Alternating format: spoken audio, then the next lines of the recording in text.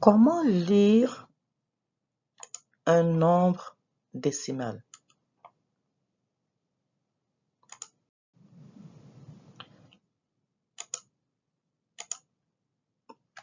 Pour lire un nombre décimal, je peux placer le nombre dans le tableau de valeurs de position pour le lire plus facilement.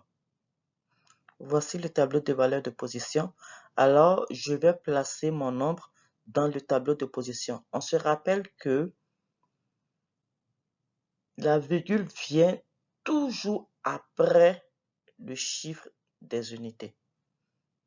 La virgule vient toujours après le chiffre des unités. Alors, je place mon nombre dans le tableau.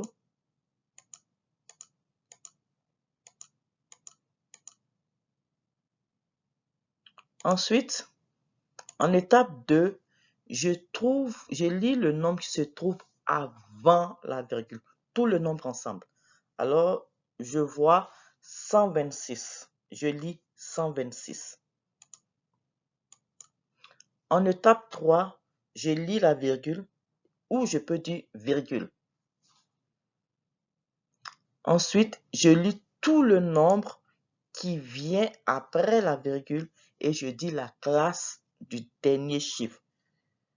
354 millième. Alors, le nombre affiché se lit 126 et 354 millième.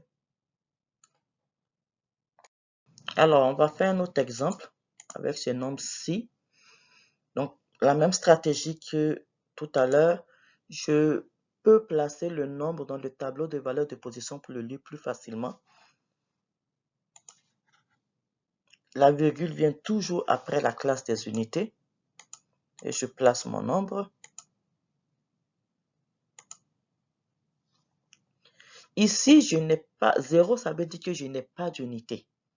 Donc, je ne vais pas le lire. Je vais lire seulement tout le nombre qui se trouve après la virgule et je dis la classe du dernier chiffre. Le dernier chiffre à droite. Tout le dernier chiffre se lit 7859 et je dis la classe du dernier chiffre qui est 10 millième. Mon nombre ici se lit 7859 10 millième.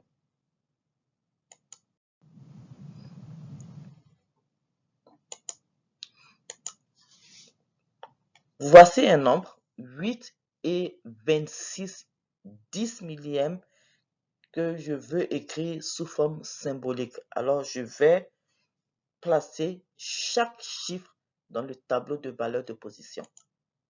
Voici le tableau de valeurs de position. 8 et 26 10 millième. Le 8, quand je dis 8, ça veut dire unité, 8 unités. Alors, je place 8 dans la colonne des unités. Et c'est la virgule. Alors, je sais que je dois placer la virgule juste après la classe des unités. Et j'ai besoin de placer mes 26 10 millièmes. Je sais que le 10 millième, c'est la classe du dernier chiffre. Le 10 millième, c'est la classe du dernier chiffre. Ça veut dire que le 6 va être placé dans la colonne 10 millième. Alors, je place mon 6 et je place mon 2 qui vient avant le 6. Il me manque des nombres ici, dans les colonnes, les deux colonnes avant le 2. Alors, quand il n'y a rien, je mets 0.